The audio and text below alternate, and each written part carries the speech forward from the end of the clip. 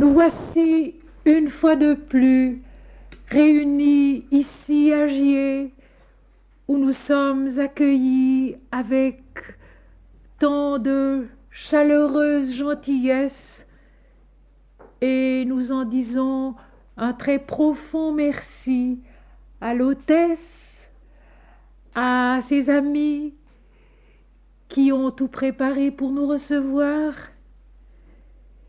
et nous en disons très particulièrement aussi un très profond merci à celui qui est le maître de la vie et de la mort, à celui qui laisse faire aux hommes leurs expériences, même quand celles-ci peuvent et doivent être tragiques. Je pense qu'aujourd'hui, il est plus important encore que d'autres fois de venir chanter le grand chant de l'unité de la vie. Ce chant de l'unité de la vie qui est dans la Bible, qui est dans le Coran, qui est dans les Upanishads, qui est dans les Védas, qui est dans le Shinto japonais, qui est dans le bouddhisme, et que les hommes ont tellement de peine à entendre, ont tellement de peine à comprendre, ont tellement de peine à accepter. Parce que ce chant de l'unité comporte un principe essentiel, c'est le non-égoïsme. Le non-égoïsme total. La compréhension de l'unité est à ce prix, un prix que la terre n'a pas encore fini de payer. Un prix que l'homme accepte si rarement et si difficilement de payer. Au cours de l'Université populaire de Lausanne, jusqu'à ce printemps, j'ai pour sujet le temps de la Passion. Et je reprendrai donc toute l'histoire du repas de la Pâque, de Gethsémanée, de Golgotha. Et aujourd'hui, en avance, je nous apporte la résurrection. Évangile selon saint Matthieu, chapitre 28, qui clôt cet évangile-là.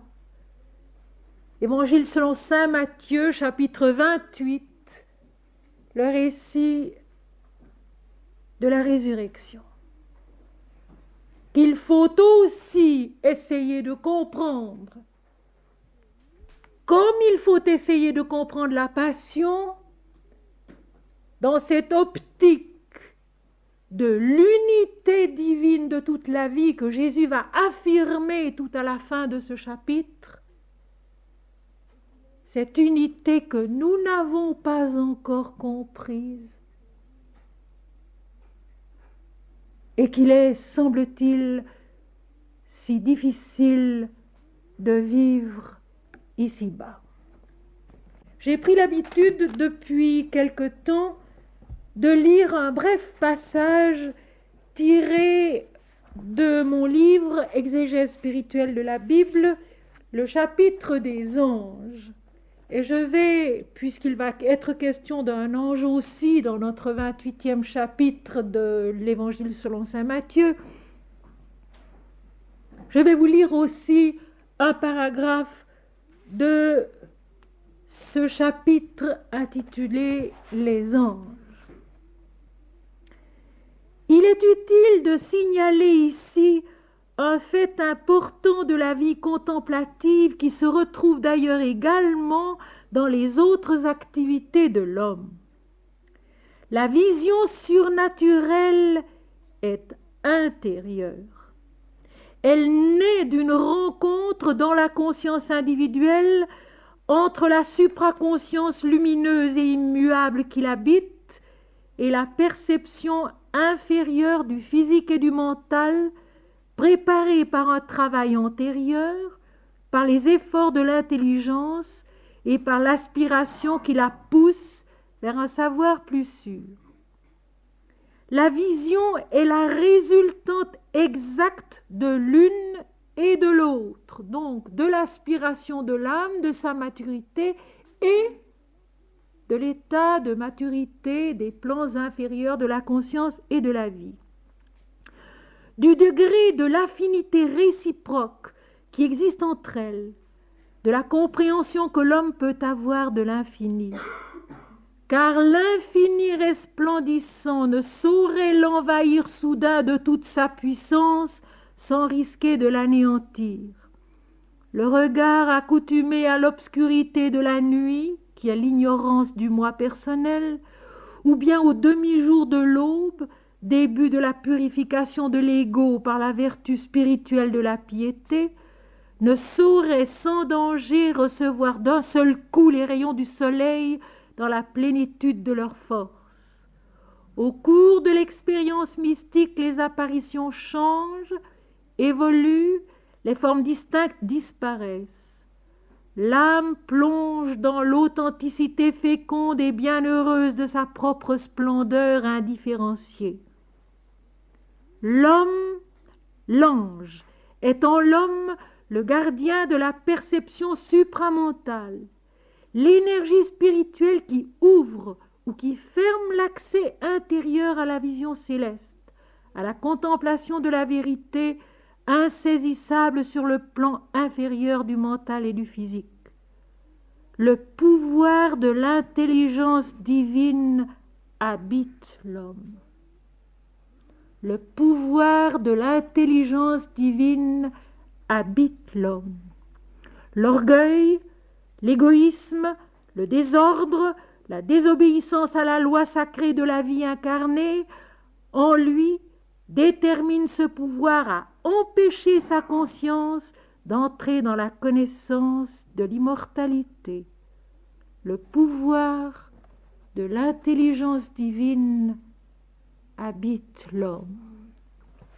C'est ce que nous allons essayer de faire aujourd'hui en lisant le dernier chapitre de l'Évangile selon saint Matthieu. Golgotha est passé. Dans l'après-midi, après la crucifixion, l'obscurité a envahi la terre. Les plans inférieurs de la conscience physique, vitale, mentale inférieure sont dans la nuit et c'est l'éveil même de l'inconscient sacré, les sépulcres qui s'ouvrent et les saints qui courent dans la ville. Les énergies sacrées, saintes, qui sont aussi dans notre subconscient et dans notre inconscient. Le voile du temple se déchire, depuis le haut jusqu'en bas. Le voile qui empêche la conscience mentale dualiste de voir l'infini et d'y pénétrer. Il est déchiré. Golgotha est bien le triomphe de l'esprit dans l'incarnation.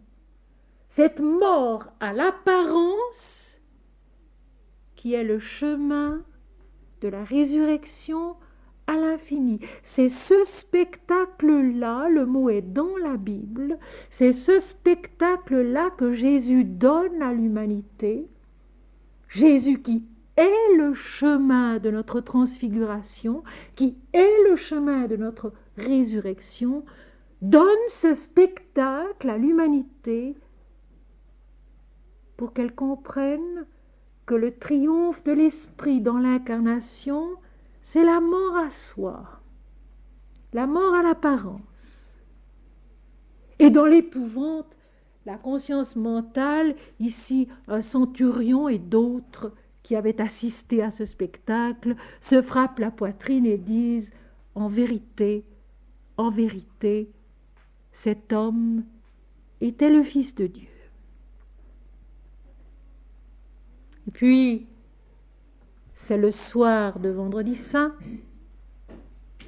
succédera le jour du sabbat qui est sacré pour les Israélites et qui va être respecté. Entre-temps est intervenu Joseph d'Arimathée, le disciple de Jésus qui va auprès du gouverneur Pilate et qui lui demande l'autorisation de prendre le corps et de le mettre dans un sépulcre. Il obtient cette autorisation et au soir de Vendredi Saint, il s'en va avec des amis pour faire descendre Jésus de la croix, l'envelopper dans un linceul blanc et le transporter dans un sépulcre qu'il avait fait creuser dans une grotte, dans un roc, et la Bible précise, ce sépulcre était neuf, il n'avait encore jamais été utilisé.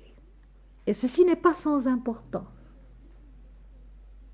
Pendant que cet acte pieux s'accomplit, la déposition de la dépouille mortelle du Christ dans ce sépulcre neuf, Marie de Magdala et l'autre Marie, comme dit le texte, sont là, en face du tombeau, et regardent la mise au tombeau. Joseph d'Arimathie roule la pierre, le sépulcre est fermé, le sabbat peut commencer.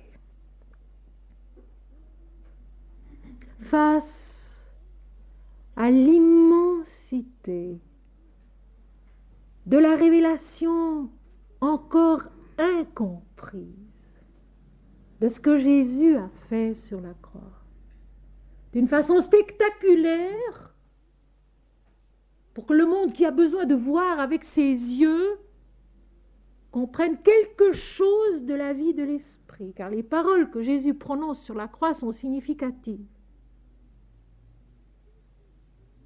Tout est consommé. Père, je remets mon esprit entre tes mains. Mon Dieu, pourquoi m'as-tu abandonné? La fin de l'adoration du Dieu personnel, l'entrée dans l'esprit infini. Ce même calvaire que vivra quelques siècles plus tard un Sri Ramakrishna, quand il devra dépasser l'adoration de la Mère divine pour entrer dans l'absolu. Golgotha est le chemin intérieur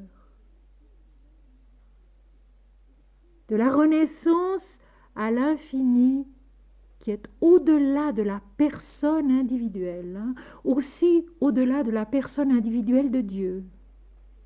Rentrer dans l'infini, c'est rentrer dans l'inconditionné, c'est rentrer dans l'absolu, c'est rentrer dans l'éternel, ce qu'est Jésus. Il est l'éternel. Mais il a accompli ici-bas d'une façon visible le chemin pour que les hommes le comprennent, le voient et le suivent. Mais ce chemin passe par Golgotha. Et ce n'est pas pour rien que tout au long de ces voyages au travers de la Judée et de la Galilée, tout au long de ces discours, de ces discussions avec les disciples, avec les pharisiens, Jésus, après avoir levé le voile sur le mystère du divin étincelant, revient toujours à cette même conclusion. Il faudra que le Fils de l'homme souffre et meure. Nous avions eu la dernière fois, en automne, la transfiguration. Jésus qui apparaît dans sa gloire aux disciples. Et la conclusion, c'est « il faudra que je meure ». Il faudra qu'à mon apparence humaine, je meure moi aussi. Sous-entendu, car je suis l'Éternel. Cet admirable verset de la Nativité. Luc chapitre 2. Quand les anges annoncent aux bergers, je vous annonce une grande nouvelle qui sera pour tout le peuple un sujet de joie. Aujourd'hui, dans la ville de David, il vous est né un sauveur qui est le Christ, le Seigneur.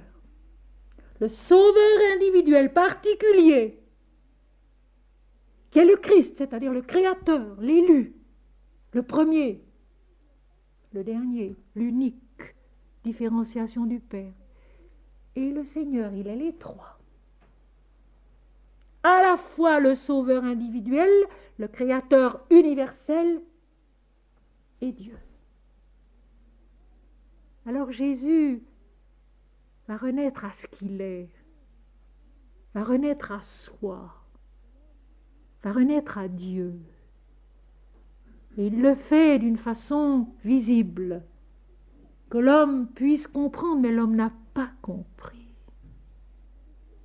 Il n'a vu que les fêtes, que le spectacle, et il en reste encore aux fêtes et au spectacle, ne sortant pas d'une individualisation qui, quand il s'agit de Dieu, n'a absolument aucun sens. Jésus s'est effacé de la forme, et le matin de Pâques vient pour nous le faire comprendre, car il n'y aura plus personne au matin de Pâques dans le sépulcre. Pas de visage, pas de forme, pas de nom, seulement la lumière des anges.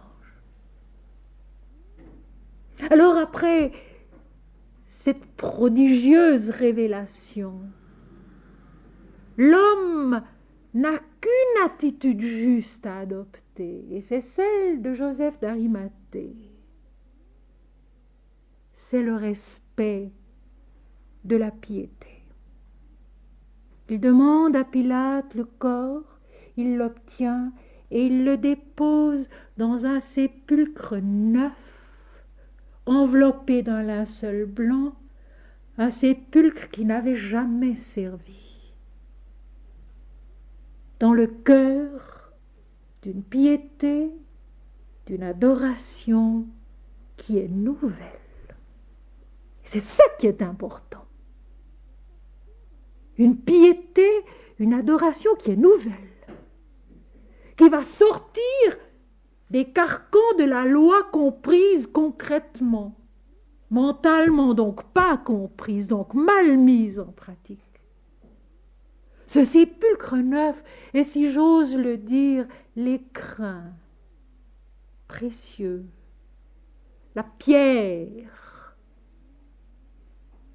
de touche d'un commencement nouveau dans la vie de la piété sur la terre. Et là aussi, cela se passe d'une façon extérieure bien visible, mais c'est l'âme qui doit comprendre. Et nous allons maintenant nous pencher sur le récit de la résurrection en essayant de laisser parler l'âme et de lui laisser dire comment la résurrection est actuelle à chaque pas de notre vie et possible à tout instant parce qu'elle est éternelle, elle est l'infini, elle est l'absolu rayonnant qu'on appelle Dieu. Marie de Magdala et l'autre Marie, deux Maries qui n'en sont qu'une, en fait, assistent à la mise au tombeau. Elles sont la piété qui, en silence, car personne ne dit rien pendant cette mise au tombeau, c'est le silence du mental, qui, en silence, fait ce qu'elle peut pour honorer et adorer son Dieu sans prononcer aucune parole parce qu'elle ne peut pas. Elle ne comprend pas. Alors il faut se taire. Et puis, ce sera le sabbat. Le repos du 7e jour qui ici a son poids d'or dans le récit de la passion et de la résurrection. Après un pareil choc, la conscience a besoin de se reprendre, de se ressaisir, de se retremper. Et la seule vraie et bonne manière de se ressaisir et de se retremper, c'est précisément le repos, l'arrêt, l'obéissance au rite du sabbat, d'où peut jaillir la lumière. Si les hommes, dans leur vie particulière et dans leur vie nationale, pouvaient comprendre la vertu de ce repos, de ce sabbat, qui est une loi de l'Éternel dans la vie. Au lieu de se précipiter dans l'action, toujours, savoir respecter cet ordre de s'arrêter, de se taire et d'accomplir les actes rituels, peut-être parfois dépourvus de sens, mais ça n'est pas tellement important, mais qui permet justement au silence de venir remplacer la fébrilité des mots, la précipitation des actes, cette espèce d'ivresse dans laquelle l'humanité se perd toujours à nouveau. Un temps d'arrêt. On dit qu'en musique, c'est souvent le point d'orgue qui est le plus expressif et le plus important, c'est vrai. Les silences en musique soulignent le chant, soulignent la phrase. Sans les silences, elle étoufferait la musique. Sans le dimanche, sans le sabbat, sans ces temps d'arrêt, de repos, l'homme court à sa ruine et l'humanité avec lui. Le sabbat, la pause, l'arrêt, qui est en même temps l'obéissance au Seigneur et savoir s'arrêter. Et souvent la plus grande forme que possède l'homme d'obéir au Seigneur. Dans la maladie, c'est pareil. Vouloir intervenir tout le temps quand quelqu'un est malade, c'est faux. Il faut aussi savoir attendre un peu, mettre des pauses, des périodes d'arrêt, pour que la vie dans sa nature profonde qui est divine ait le droit de dire son mot et d'accomplir son pas à elle, qui n'est pas forcément le nôtre. Ainsi passe le jour du sabbat. Et ceux qui ont crucifié Jésus et ceux qui ont assisté à sa crucifixion sont allés à leur prière rituelle, le cœur lourd, la conscience peut être troublée, mais il y a eu ce temps d'arrêt indispensable avant l'aube du premier jour de la semaine. Et tous les mots ont leur valeur, et tous les mots ont leur importance. Voici commence le chapitre 28 de saint Matthieu. Après le sabbat, à l'aube du premier jour de la semaine, Marie de Magdala et l'autre Marie allèrent voir le sépulcre. Toujours nos deux Maries, qui n'en sont qu'une, représentant l'âme qui est l'éternelle fiancée du Seigneur.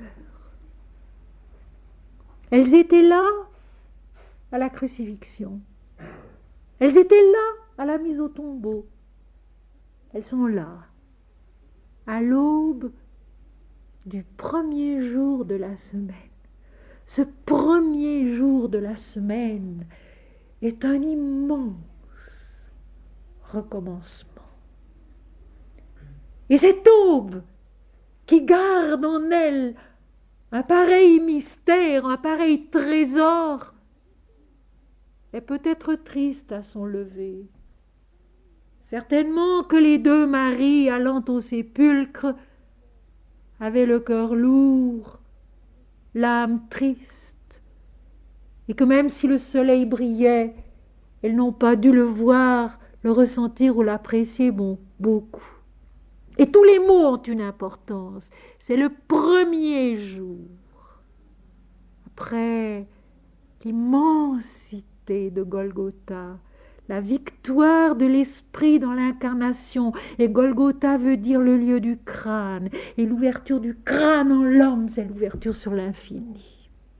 Le 7e plan de la conscience, dont la porte soudain est ouverte par Dieu et qui pénètre dans l'infini, qui le submerge, qui l'immerge, qui fait irruption en lui.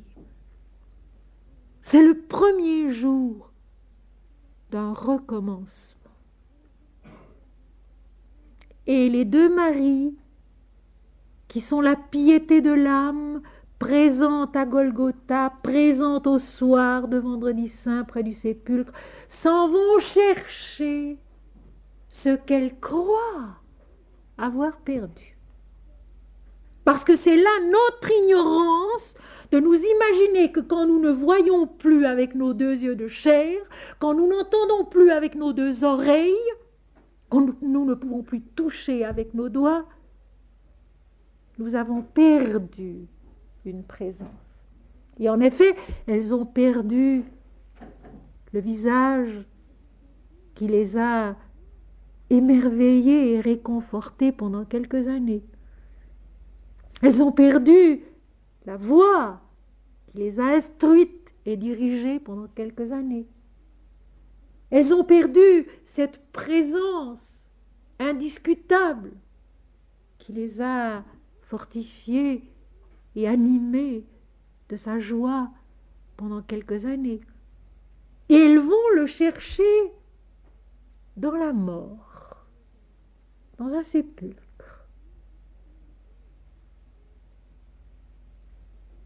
Mais elles vont rencontrer la vie. Et c'est ça, au-dedans de nous. Nous plongeons dans un regret, dans une absence. Et quand Dieu veut, nous rencontrons la vie, la lumière, qui va révéler son absolue unité. Et voici, il y eut un grand tremblement de terre, car un ange du Seigneur descendu du ciel vint rouler la pierre et s'assit dessus. Son aspect était comme l'éclair et son vêtement blanc comme la neige toujours. La blancheur de la neige, l'éclat d'un éclair, la présence de la lumière qui est la vie, la connaissance et la béatitude, inséparablement. Elles viennent chercher ce qu'elles ont perdu dans la mort, dans le sépulcre. Et ce grand tremblement de terre, c'est l'ébranlement de la conscience incarnée, physique, vitale, mentale, dualiste, qui soudain est bouleversée dans sa perception. L'échelle des valeurs se renverse et c'est l'invisible qui devient plus réel que le visible. C'est ça la foi, mes amis, il n'y en a pas d'autre. Et cette foi-là ne prendra jamais d'armes pour se défendre. Croire en l'invisible plus réel que le visible n'a pas besoin d'être défendu par l'épée ou par le feu. Croire en l'invisible plus réel que le visible, c'est croire en la puissance rayonnante de l'âme qui est plus grande que la puissance concrète de l'humanité entière. Il suffit d'une âme rayonnante et affirmée pour en entraîner beaucoup sur le chemin de l'amour, sur le chemin de la lumière, sur le chemin de la paix et de la vérité, qui est la justice divine en l'homme. L'acte juste, la pensée juste, qui sont en union avec Dieu, avec l'éternité, et non pas juste par opposition à une autre justice, juste dans tous les cas. Parce que cette justice est fondée sur l'union avec Dieu. Marie de Magdala et l'autre Marie, qui sont l'âme pieuse, éternelle fiancée du Seigneur, cherchent leur maître bien-aimé dans le sépulcre de la mort. Et voici, parce que Golgotha a eu lieu, un ébranlement profond, un tremblement de terre radical, essentiel, renverse en elle toute l'échelle des valeurs, et soudain, leur foi devient réalité. L'invisible est plus réel que le visible. Un grand tremblement de terre, un ange du Seigneur, toujours un ange du Seigneur, un messager de la lumière de l'esprit. Angelos en grec veut dire le messager. Et l'ange est en nous-mêmes, la lumière de notre âme, qui soudain s'éveille en nous, nous apparaît intérieurement et nous instruit de la plénitude, de l'unité, de la vérité de l'Esprit qui est Dieu. Un ange du Seigneur descendit du ciel, du haut de la supraconscience où tout est un, où tout est vrai, où tout est juste, vint rouler la pierre et s'assit dessus. Vient révéler la vie et s'assied auprès d'elle pour veiller sur elle. L'ange de la révélation en nous, l'éveil à la lumière en nous, qui demeure pour veiller sur cette révélation de vie que nous avons tant de peine à comprendre, tant de peine à accepter, tant de peine à vivre pour le retransmettre aux hommes, pour le donner à la terre. Son aspect était comme l'éclair et son vêtement blanc comme la neige. Et je vous ai apporté un tout petit verset de la Kena Upanishad. Upanishad veut dire connaissance intérieure, connaissance spirituelle, sacrée. Et Kena veut dire par qui, par quoi. C'est donc la connaissance de l'origine. Et dans cette Kena Upanishad qui nous enseigne la connaissance de l'origine, c'est-à-dire du commencement de tous les commencements, il y a ce mot qui colle à notre texte. Cela, qui est la manière dans l'Inde de désigner le Père, l'absolu, cela qu'on ne peut pas définir, cela est désigné ainsi. C'est comme un éclair qui éclate sur nous, ou comme ce battement de paupières. C'est comme un éclair qui éclate sur nous, ou comme ce battement de paupières. Et voici notre texte. Son aspect était comme l'éclair, et son vêtement blanc comme la neige. Et c'est exactement cela. Lorsque les yeux ouverts ou fermés, Dieu nous donne la grâce de voir sa vie éternelle, étincelante, à notre regard, à notre âme, comme l'éclair d'une blancheur éclatante. La lumière de l'esprit en l'homme et dans le monde. La vie qui se révèle malgré la mort, au-delà de la mort qui n'existe plus, qui n'existe pas, car tout est Dieu et tout est vie. Et c'est cela que Marie de Magdala et l'autre Marie, ébranlés dans leur fond de conscience, perçoivent soudain. Mais Jésus n'est pas mort, il est vivant. Il avait dit qu'il ressusciterait.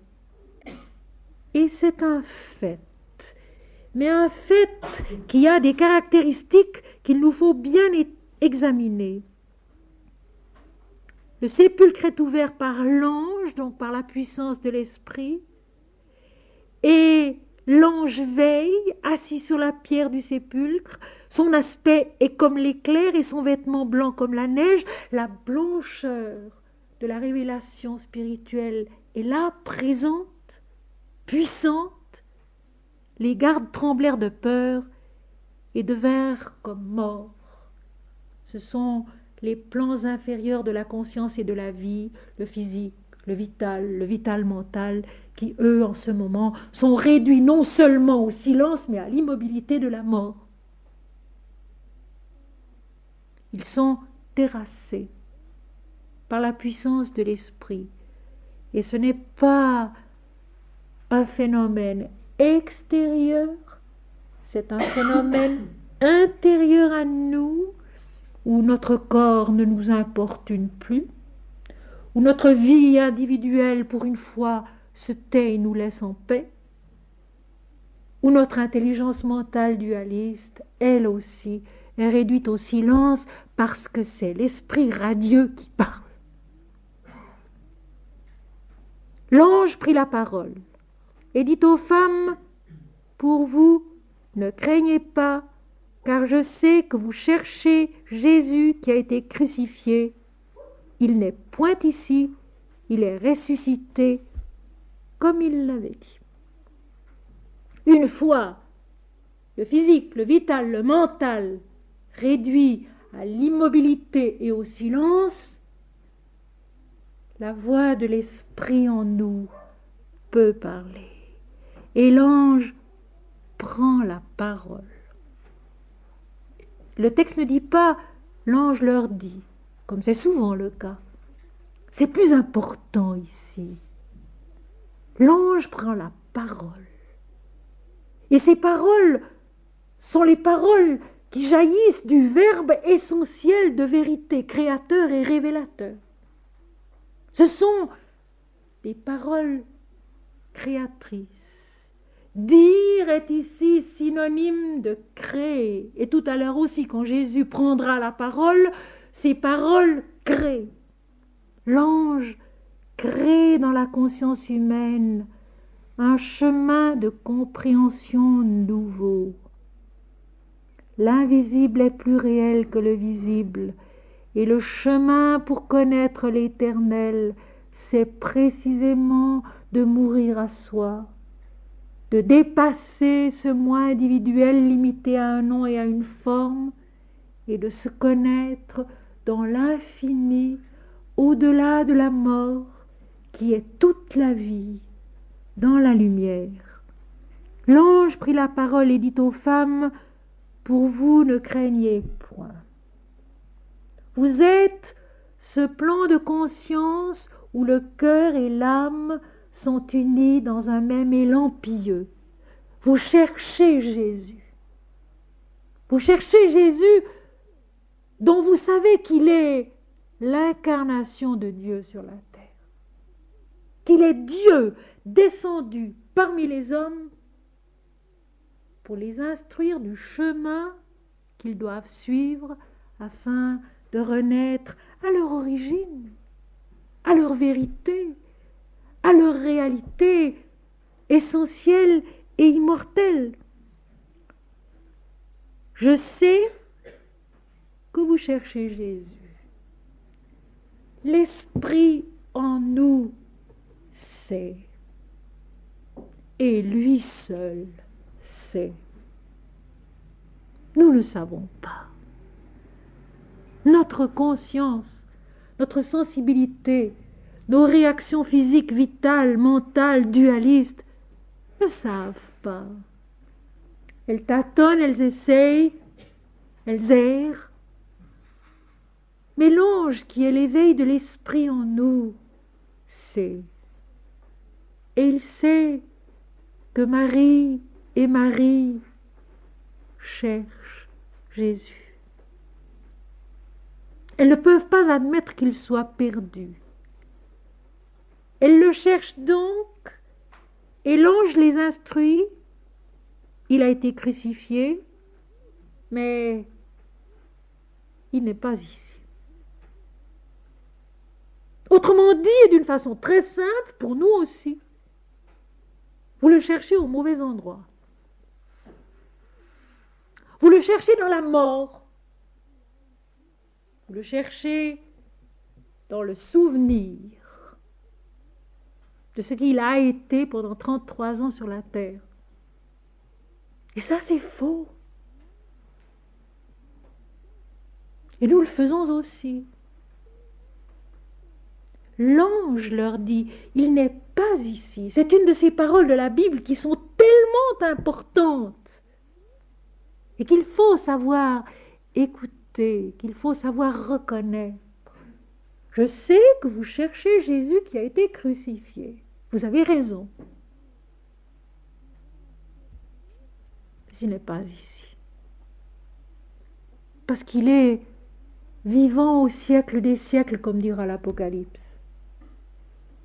Parce qu'il est présent et vivant éternellement en chaque homme et dans toute la vie, depuis le commencement de la création jusqu'au-delà de toute manifestation concrète dans un monde. Il n'est pas ici. Il n'est pas dans ce sépulcre où on l'a déposé.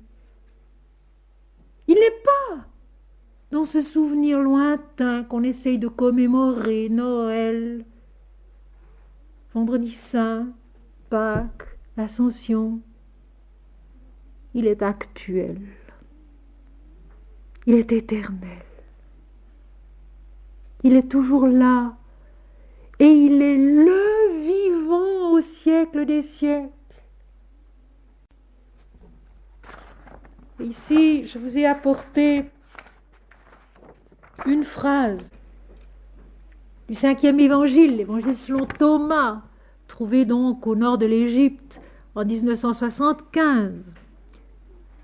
Logos 3, versets 9 à 12.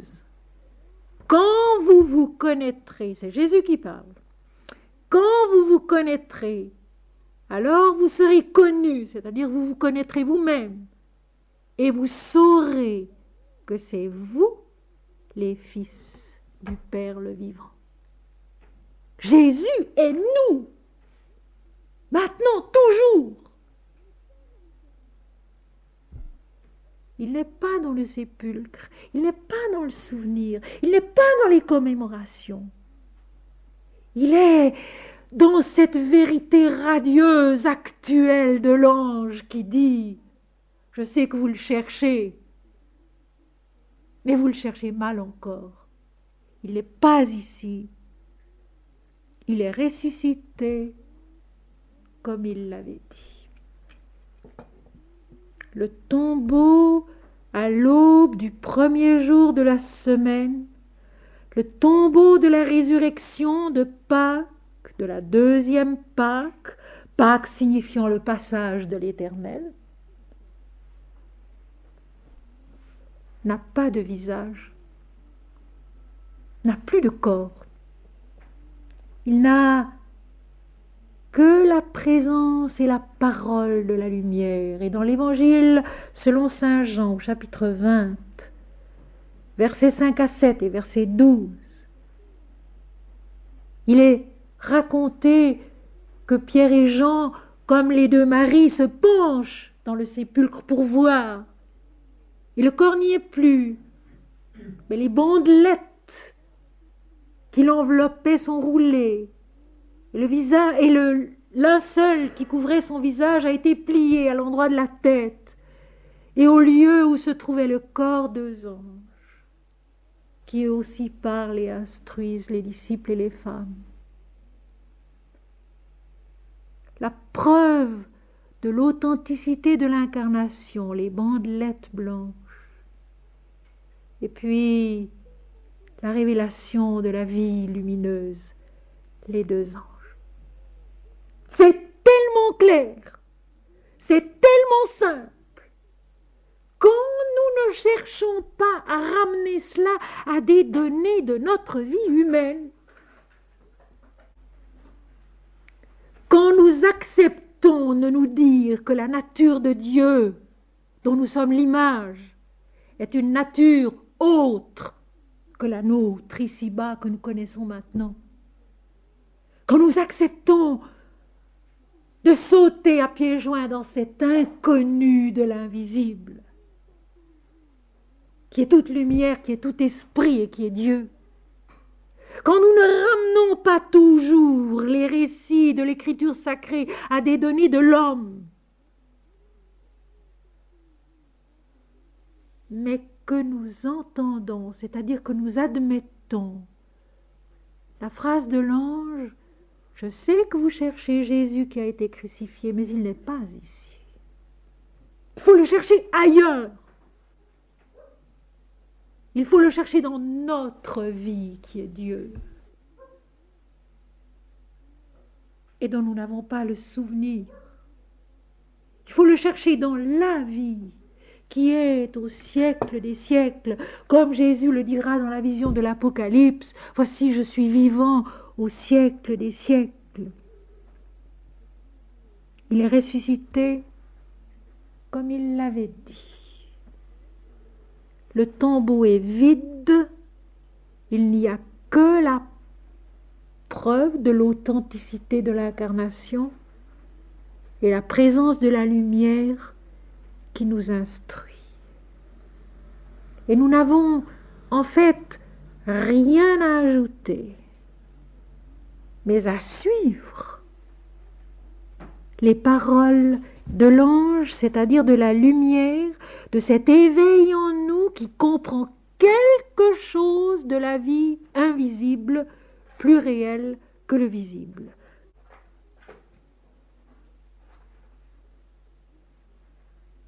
Et encore, ces verbes qui reviennent toujours dans la Bible comme certains mots, et qui sont tellement révélateurs de ce que nous avons à faire, du chemin de notre obéissance, qui est aussi le chemin de notre illumination, de notre résurrection à la connaissance de Dieu.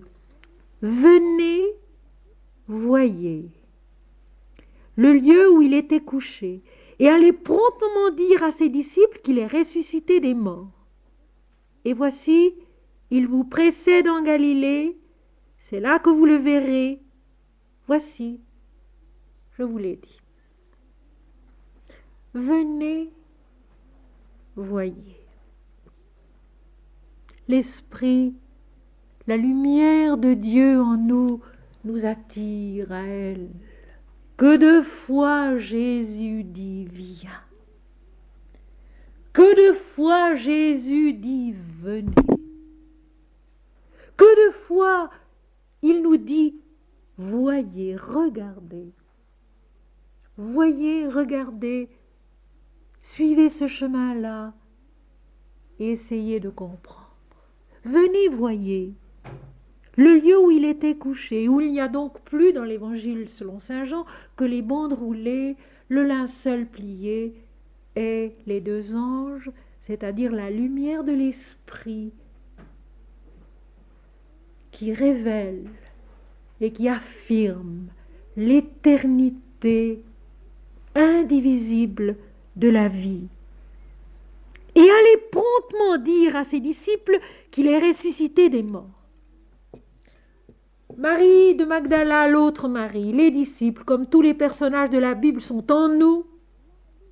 Des éléments de notre propre être, comme les anges d'ailleurs, sont des éléments de notre propre être. Ils sont la lumière de la conscience divine qui par moments s'éveille en nous et se fait connaître. Jésus est notre vie tout entière. Et il le dira tout à l'heure. Il le dira d'une façon définitive et catégorique. Allez dire aux disciples, allez promptement dire aux disciples, informez les autres plans de la conscience et de la vie, en vous-même et dans le monde, que Jésus vit, qu'il est ressuscité, qu'en fait il n'est jamais mort. Il est seulement mort à son apparence. Il est descendu, Dieu visible. Et puis, il s'est retiré de cette apparence. Et maintenant, il est lui-même, dans toute la puissance de sa nature, qui se révèle encore une fois dans la conscience de l'homme et dans le monde, n'est-ce pas? Merveilleux, parce que, comme le dit très justement l'Évangile selon Thomas, qui parle toujours du dedans et du dehors.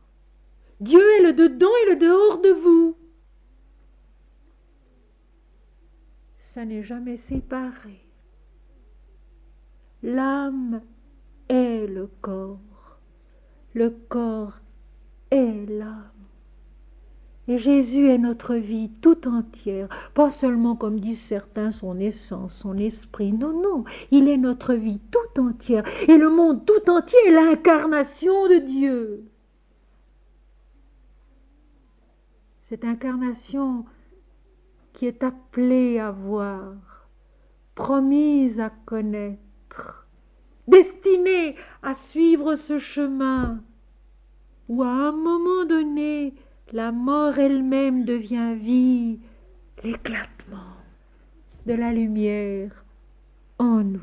Allez promptement, allez informer les disciples, mais d'abord en vous-même. Car les femmes vont marcher, vont courir, vont se rendre au lieu indiqué par l'ange. Donc le corps lui aussi sait, obéit et marche dans la direction de l'esprit. Et ceci, c'est très important, il ne faut pas l'oublier. On a tellement séparé l'esprit du corps, l'âme de la matière, que pour finir, l'esprit filait seul en avant. Et le corps, c'est-à-dire les actes, ne sont jamais en harmonie avec les pensées, avec les prières, avec l'âme. Or, ils sont soudés, il faut qu'ils aillent ensemble. Et les femmes qui obéissent, qui courent promptement, ont informé également leurs jambes, leurs pieds de ce fait merveilleux. Jésus n'est pas mort. Il est ressuscité comme il l'avait dit. Mais non pas en tant qu'un individu. Et ceci, il faut le comprendre. Il est l'heure, il est temps. Jésus n'est pas ressuscité comme un individu, si grand, si parfait qu'il soit. Il est ressuscité en tant que Dieu, en tant que l'Éternel, qui est tout depuis le commencement et à jamais. Et ceci non pas contre d'autres révélations, mais avec toutes les grandes révélations du monde. Et tout à l'heure, il le dira, qu'il est tout, et qu'il est un avec nous, un avec tous les hommes. Et s'il est un moment tragique où il faut le comprendre enfin, c'est bien aujourd'hui.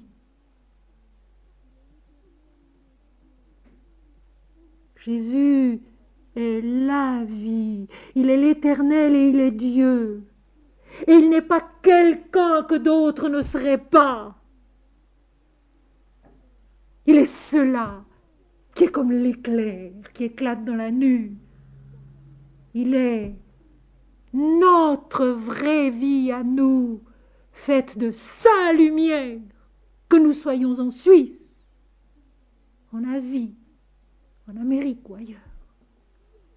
Il est un seul, toujours le même et toujours vivant, car il est Dieu, le Créateur et le Révélateur de soi, par-delà les siècles et l'espace, comme en eux.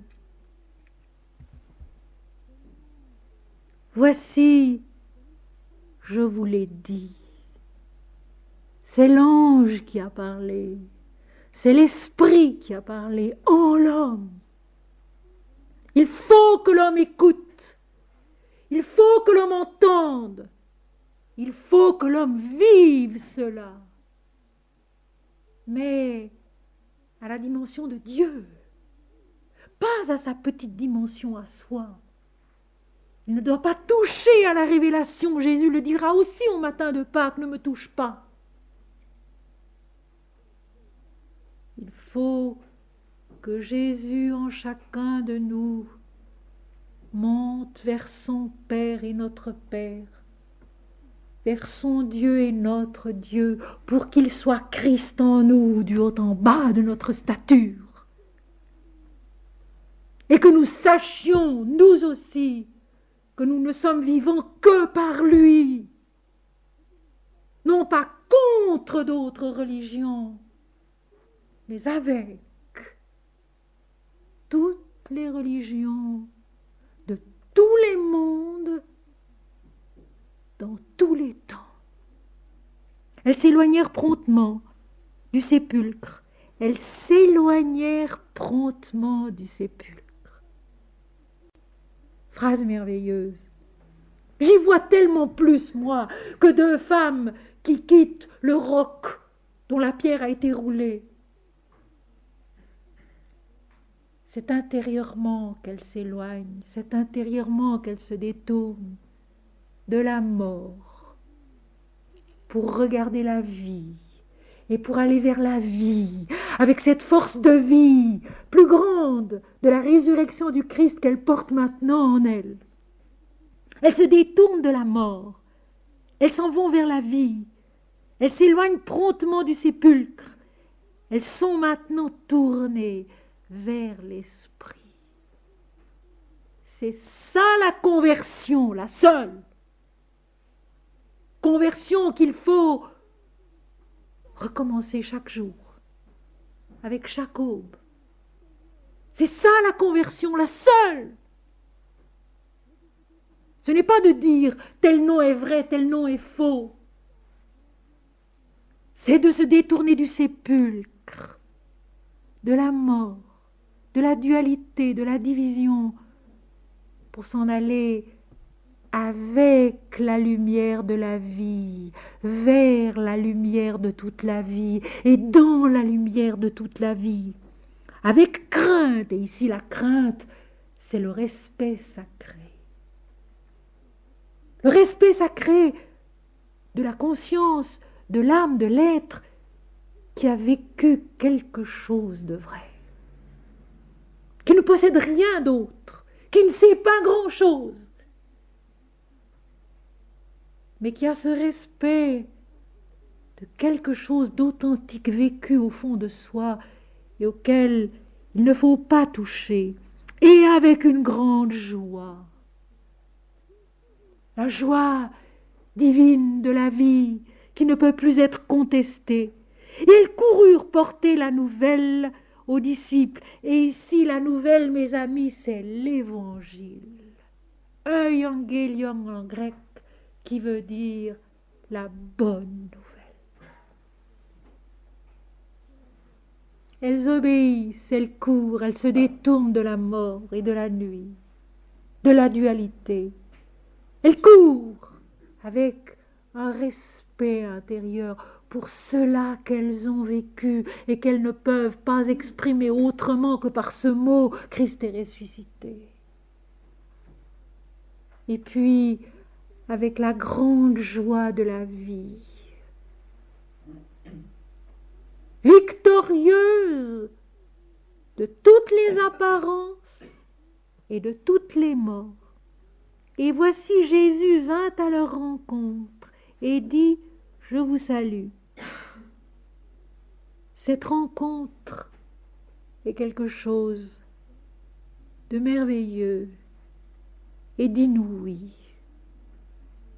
d'infiniment plus grand, d'infiniment plus beau, d'infiniment plus vrai que le souvenir d'une histoire.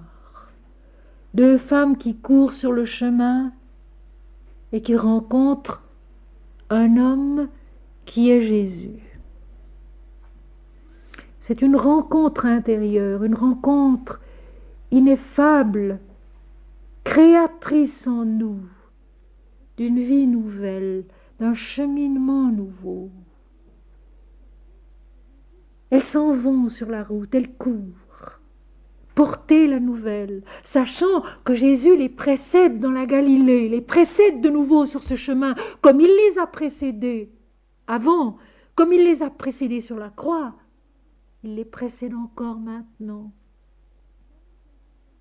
Et parce qu'elles vont dans la bonne direction, parce qu'elles ont laissé le sépulcre derrière elles, le souvenir derrière elles, et parce qu'elles marchent dans la direction de la vie qui est lumière et qui est éternité, Jésus vint à elles et il leur dit « Je vous salue ».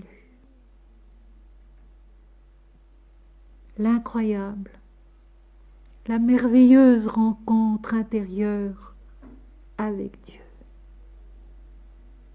Indiscutable, où la conscience humaine ne peut qu'adorer, c'est ce que vont faire les femmes. Jésus est là, il est vivant dedans, il est vivant dehors, à jamais. Et les femmes se prosternent devant lui pour lui toucher les pieds. Ceci aussi c'est merveilleux. Vous savez que dans l'Inde, quand un grand sage est mort, on prend les empreintes de ses pieds et on les garde. Le symbole du chemin à suivre. Et les femmes qui se prosternent devant leur Seigneur, que de tout leur être, maintenant elles savent vivant. Comment? Elles ne s'en préoccupent pas. Il est vivant, ça suffit. Il est présent, ça suffit. Il est présent, et il le dira tout à l'heure, il est présent toujours. Alors elles se prosternent, elles l'adorent, elles ne peuvent rien faire d'autre. Et lui touchent les pieds. Les instruments de sa démarche, en nous et dans le monde. Cette démarche si importante, ce pas à pas dominant de la vie, parce qu'en fait notre vie est faite d'un pas à pas.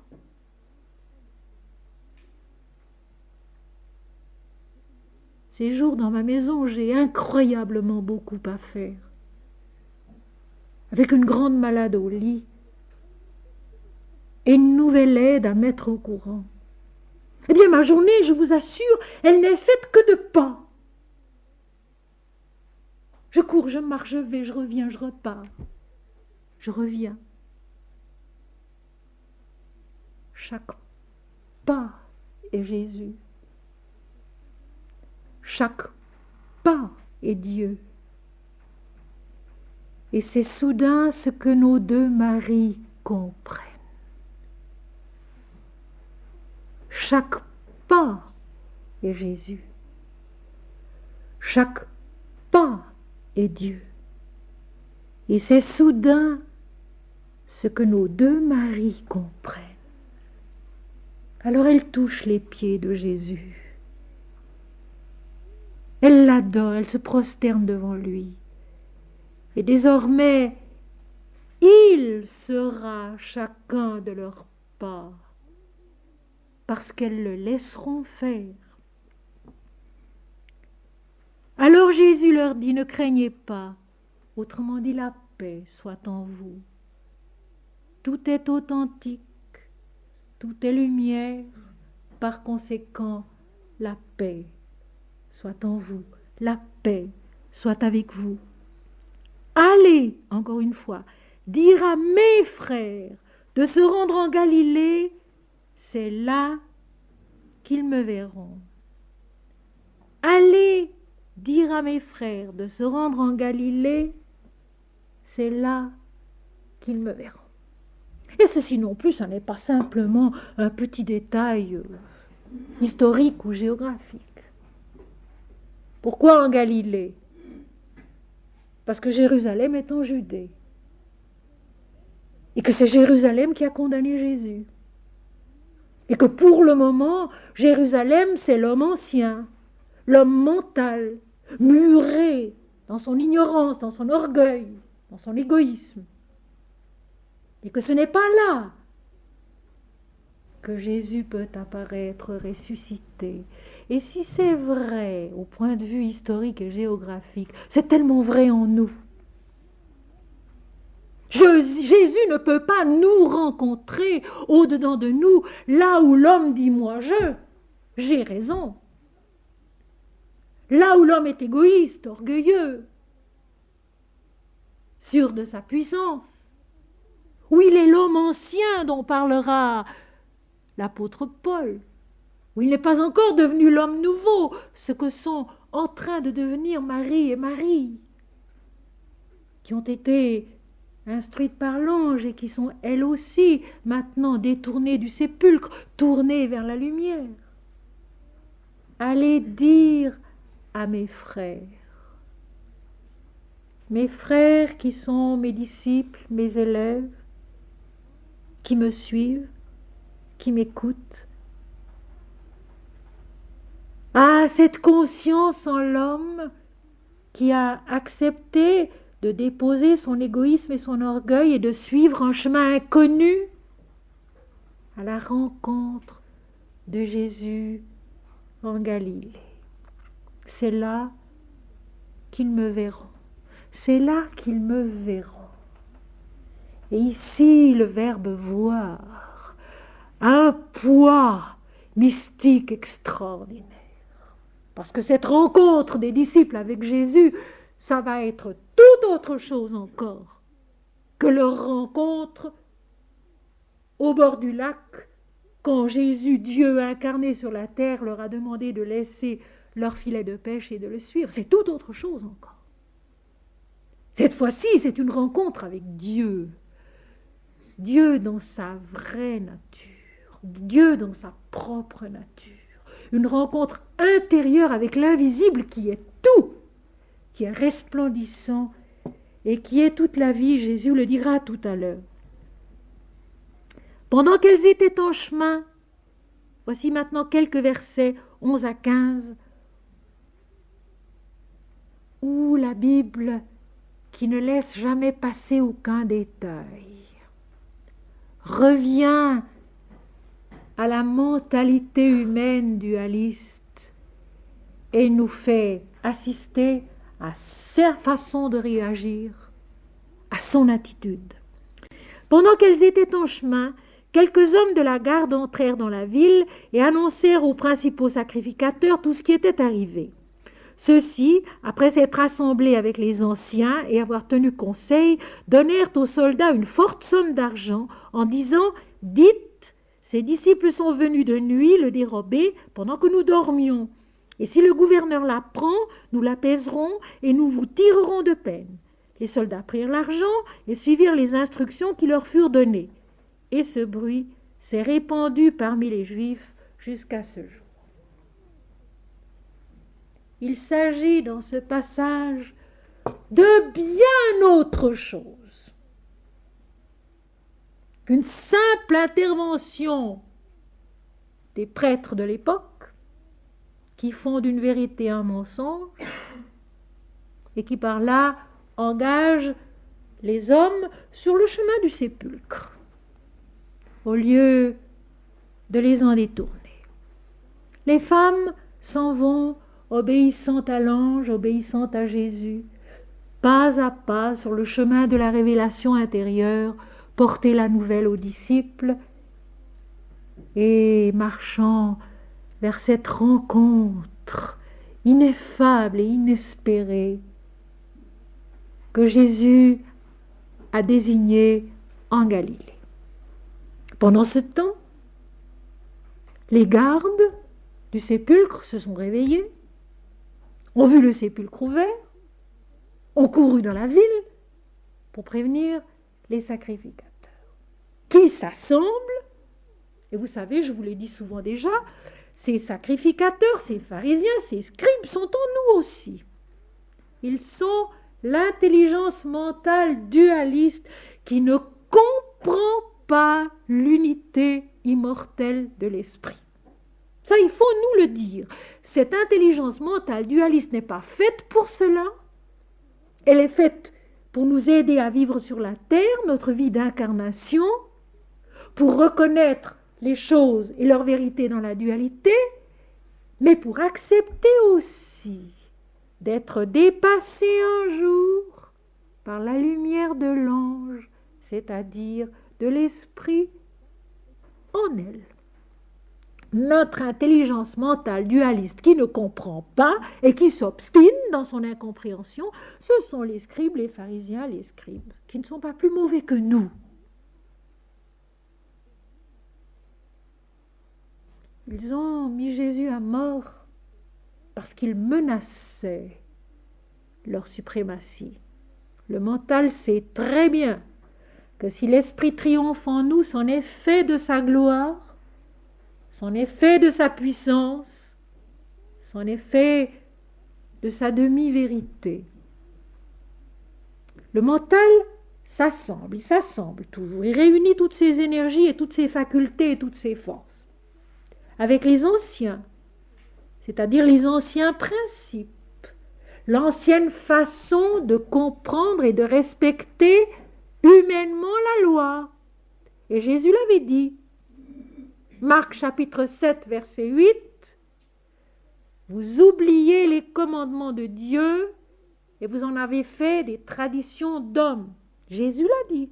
« Vous oubliez les commandements de Dieu et vous en avez fait des traditions d'hommes. » C'est ce que nous faisons. C'est ce que l'homme fait toujours s'il ne reste pas résolument axé sur la lumière de toute la vie qui est Dieu et qui est une.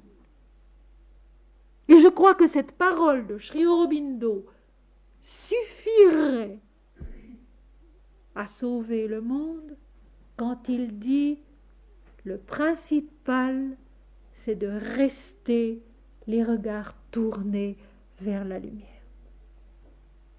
Tournez vers la lumière des anges, vers la lumière de Jésus, vers l'aube de Pâques. Cela suffit, mais il faut le faire. Et il faut le recommencer infiniment. Mais notre mental réunit ses forces, ses capacités, ses connaissances, ses anciens principes, et une fois de plus, il décide de s'en tirer par un mensonge, parce que c'est exactement l'arme principale du mensonge. C'est déjà un mensonge de notre mental de nous susurrer toujours à nouveau « je suis ce corps, je suis cette personne individuelle », alors que nous sommes à l'image de Dieu, nés de l'infini, faits de la lumière absolue.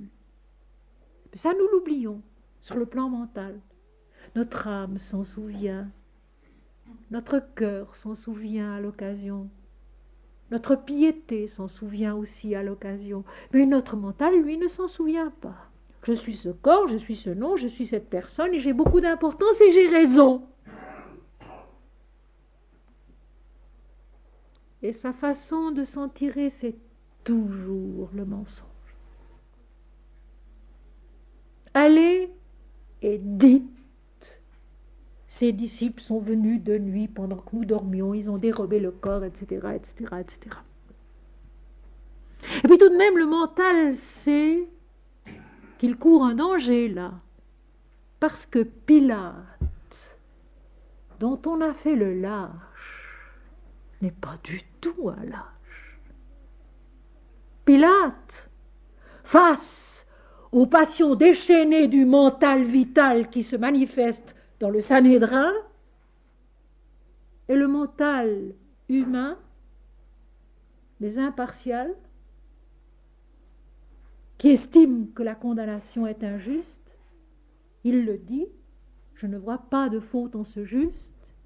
Il se lave les mains de la mort de ce juste, parce qu'il ne veut pas s'engager dans l'erreur colossale et passionnée du mental vital qui veut dominer, qui veut se débarrasser de cette voix, de cette présence qui lui enlève sa valeur et sa suprématie.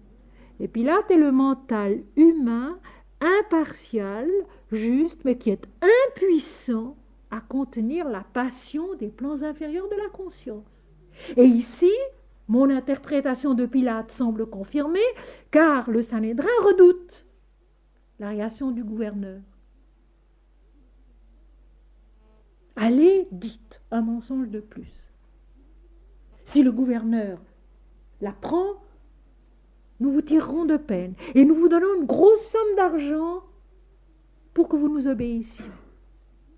Ce mental qui ne connaît que la valeur marchande, le poids des choses et des êtres, et le mensonge qui couvre son erreur, agit pour que là encore l'évidence du triomphe de l'esprit dans l'incarnation soit empêchée, ne puisse pas rayonner, ne puisse pas atteindre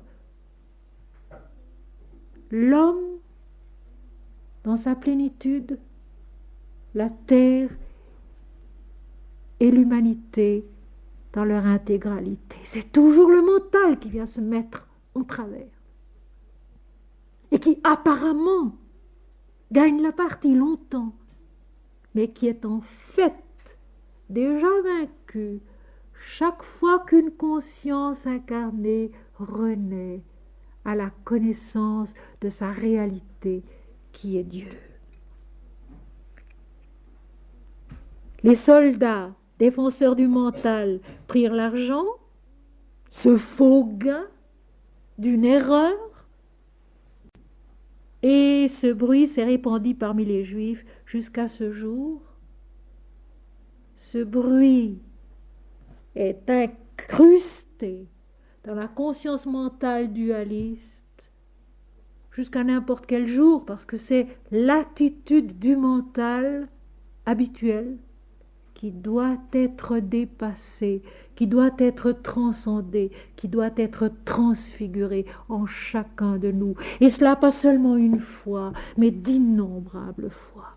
Parce que l'homme sur la terre, conditionné par son moi individuel à toutes les peines du monde, à vivre réellement et pas à pas de l'esprit, c'est-à-dire sans égoïsme et sans orgueil, sans idée d'importance personnelle, sachant que tout est Dieu et que c'est Dieu qui est, que c'est Dieu qui sait, que c'est Dieu qui fait à chaque pas en nous, comme chacun nous avons à apprendre à vivre cela. Les 11 disciples allèrent en Galilée sur la montagne que Jésus leur avait désignée. Il a été question de la Galilée, Jésus avait donné rendez-vous à ses disciples et aux femmes dans la Galilée, mais maintenant, comme par hasard, c'est sur une montagne. Une fois de plus. La montagne qui revient toujours dans les récits bibliques et dans les récits mystiques, quels qu'ils soient. La montagne. Il faut cette ascension intérieure. La Galilée, c'est-à-dire ailleurs qu'à Jérusalem, ailleurs qu'en l'homme mental, égoïste et orgueilleux. Au-delà déjà. Et maintenant la montagne. Encore l'ascension, au sommet de laquelle Dieu nous attend et où nous le verrons. L'insistance avec laquelle le texte de Pâques revient sur ce verbe voir. Vous le verrez. En Galilée, dans la région de votre conscience où le moi individuel est déjà dépassé, réduit au silence, apaisé, ne craignez pas, sur cette montagne de l'ascension spirituelle où l'homme, libéré du poids de son égoïsme, est capable de voir Jésus, c'est-à-dire de voir Dieu. Parce qu'ici, Jésus le Sauveur est le Christ le Seigneur, il est l'Éternel, il est Dieu. Et le ramener à une autre notion, c'est déjà détruire la possibilité d'aller en Galilée, constater qu'il est ressuscité. C'est déjà faire le jeu du mental, de ce bruit qui s'est répandu et qui subsiste encore, où Jésus est ramené à un individu, mais non pas l'Éternel Dieu, né de soi sur la terre, pour révéler le pas à pas du chemin de la résurrection de tous les hommes, car nul n'en est exclu. Quand ils le virent, ils se prosternèrent devant lui. L'unique attitude juste de la conscience incarnée devant Dieu, l'adoration, l'amour, le respect, l'acceptation, je dirais cette adhésion profonde de l'être entier à la vision de Dieu. Mais quelques-uns eurent des doutes. Et la petite phrase, elle est là toute seule au milieu. Il n'est pas fait de commentaire. Mais quelques-uns eurent des doutes. Et loin de mépriser ces quelques-uns qui eurent des doutes, je dirais que cet élément-là est indispensable et intensément précieux dans tout cheminement mystique authentique. Jamais le vrai mystique ne sera sûr d'avoir raison. Il reste toujours en lui ce petit doute, cette petite crainte qui fait l'authenticité de la vision. Les disciples voient Jésus. Mais la grâce est trop grande. Mais la vision est trop bouleversante et trop intense. Par conséquent, il y a des éléments, des énergies en eux qui se disent « mais ça n'est pas possible. Ça n'est pas vrai, ça n'est pas possible. » Et ce doute, loin d'être négatif, est au contraire l'émouvante preuve de l'authenticité de la vision, qui, dans un corps humain, n'est jamais si certaine que cela. C'est une grâce reçue. C'est une grâce colossale reçue. Trop grande pour être appréhendée vraiment. trop intense et trop belle pour que l'homme en soit sûr. Alors il doute. Est-ce que c'est vrai? Jésus, d'ailleurs, ne fait aucune remarque au sujet de ce doute. Il prend la parole et il leur dit ceci. Jésus s'étant approché, leur parla ainsi. Et c'est important de se rappeler qu'au moment de la transfiguration, en octobre l'an dernier, nous avons traité la transfiguration ensemble. Et Jésus, après être apparu à ses disciples dans sa plénitude céleste, divine, s'approche d'eux. C'est lui qui de nouveau les précède dans la redescente à un état de conscience plus normal. Il les précède dans la montée, il les précède en Galilée, il les précède sur la montagne, mais il les précède aussi quand il s'agit à l'homme de redescendre à son état de conscience mentale où il faut aussi qu'il comprenne et qu'il reçoive la révélation. Allez dire aux disciples, c'est cela. Pas seulement l'esprit, pas seulement l'âme, mais tous les plans de la conscience et de la vie, jusqu'aux pieds, doit recevoir la révélation ineffable, doit la vivre et doit suivre son chemin. Jésus s'approche d'eux, se penche sur eux. Et dans l'intimité de cette rencontre intérieure, il a cette phrase immense. Tout pouvoir m'a été donné dans le ciel et sur la terre. Tout pouvoir m'a été donné dans le ciel et sur la terre. Et qu'est-ce que c'est que cette affirmation-là de Jésus? Eh bien, mes amis, c'est l'affirmation de l'unité absolue de toute la vie. Avant le commencement du monde, puisque Jésus l'a dit, Père, tu m'as aimé avant la fondation du monde, avant la création du monde, dans la création du monde et au-delà. Tout pouvoir m'a été donné dans le ciel et sur la terre. Je suis la puissance unique de toute la vie, c'est-à-dire je suis Dieu. En vous et autour de vous, le dedans et le dehors, avant vous et au-delà de vous. C'est ainsi qu'il faut comprendre la parole du Christ. Ça n'est pas la puissance d'un juge qui va séparer les bons des méchants. C'est le pouvoir total de la vie qu'il est dans la création et au-delà d'elle, avant elle. Tout pouvoir m'a été donné dans le ciel et sur la terre, dans l'esprit et dans la matière, dans le chemin invisible comme dans le chemin visible, qui sont inséparables, qui sont un.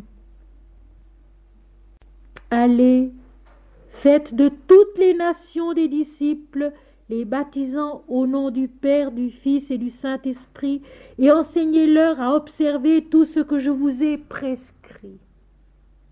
Allez et faites de toutes les nations mes disciples.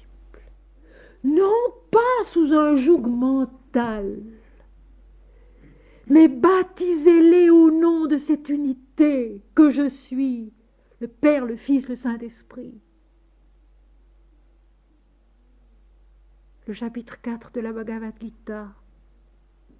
Le Seigneur qui est cela, l'absolu, sans nom ni forme, qui est aussi le Créateur et qui est en même temps l'avatar, c'est-à-dire l'incarnation de Dieu sur la terre, qui sont un seul et le même.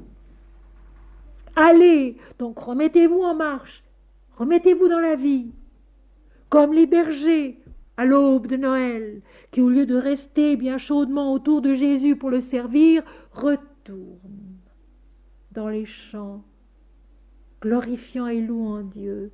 Allez, allez dans la vie, marchez ce pas à pas que je suis avec vous.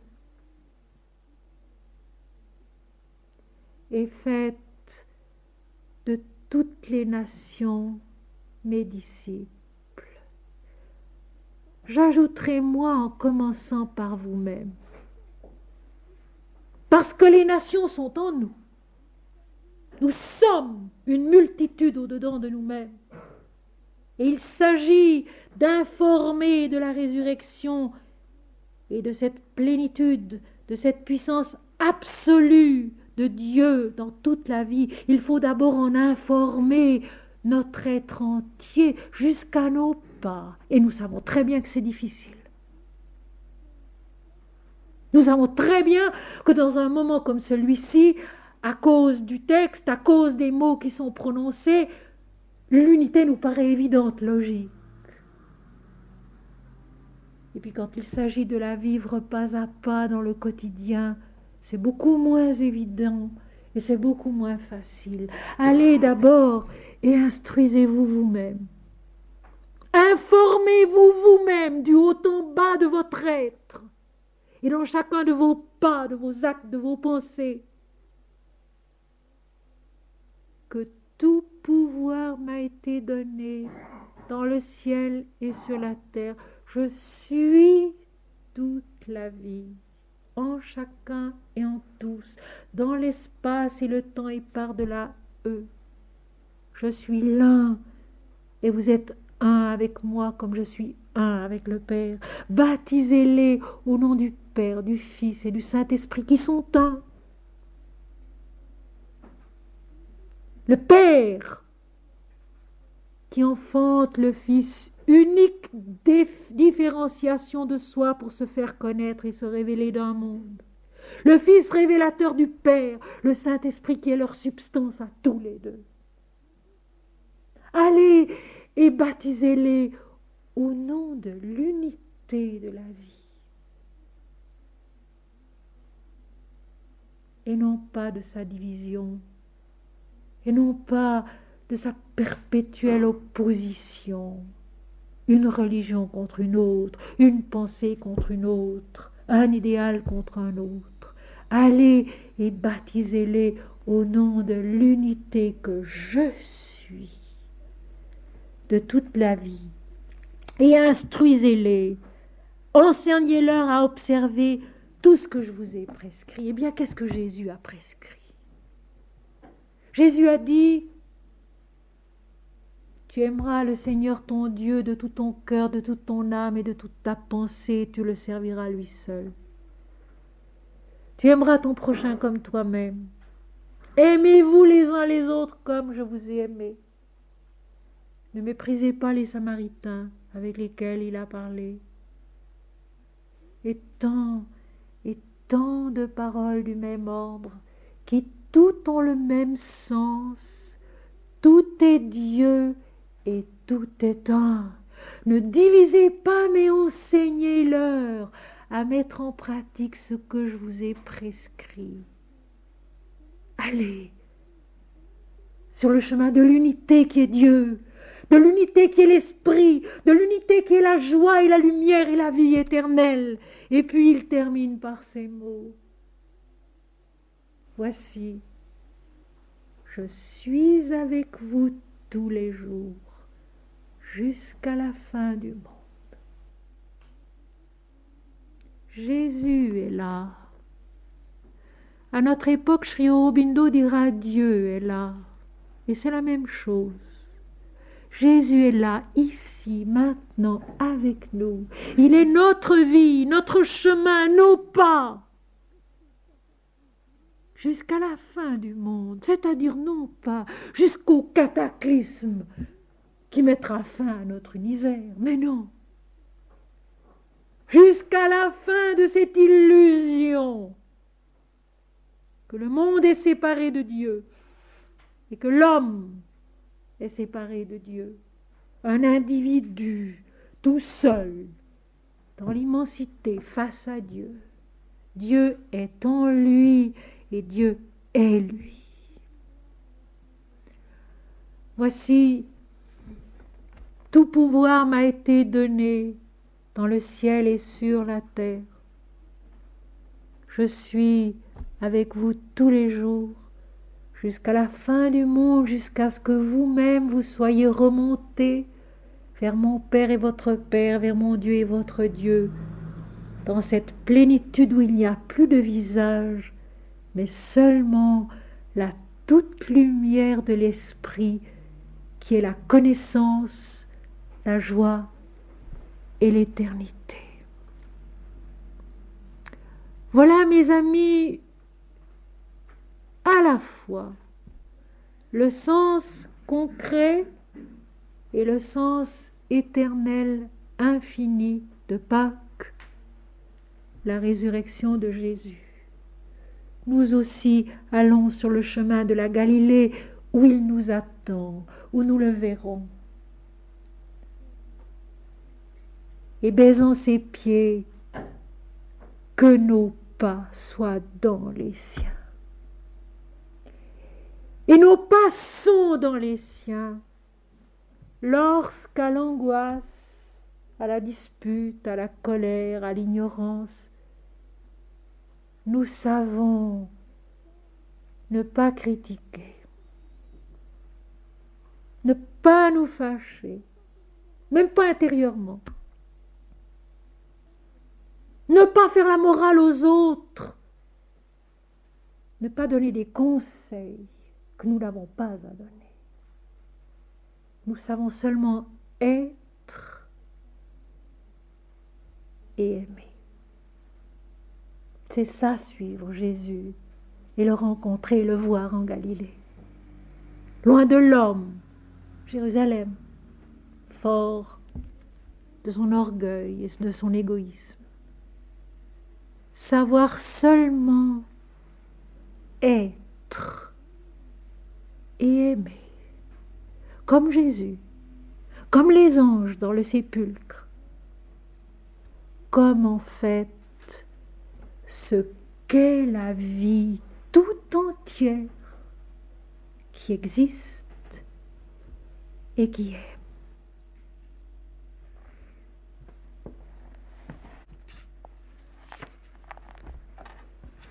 Je voudrais vous lire ce qui pour moi sont les plus belles paroles de l'Évangile selon Thomas, Logos 50. Jésus a dit, si l'on vous dit d'où êtes-vous, dites-leur, nous sommes venus de la lumière. Là où la lumière s'est produite d'elle-même, elle s'est dressée et elle s'est manifestée dans leur image. Si l'on vous dit est-ce vous, dites nous sommes ses fils et nous sommes les élus du Père le vivant.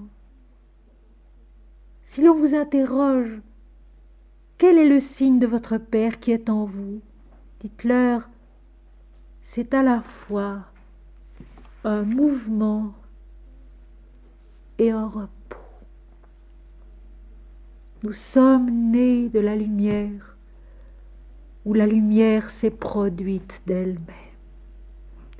C'est à la fois un mouvement, aller, le chemin, les pas, et un repos, l'éternité de la vie qui est lumière et qui est Dieu. Et maintenant, mes amis, nous allons nous recueillir quelques instants ensemble en silence.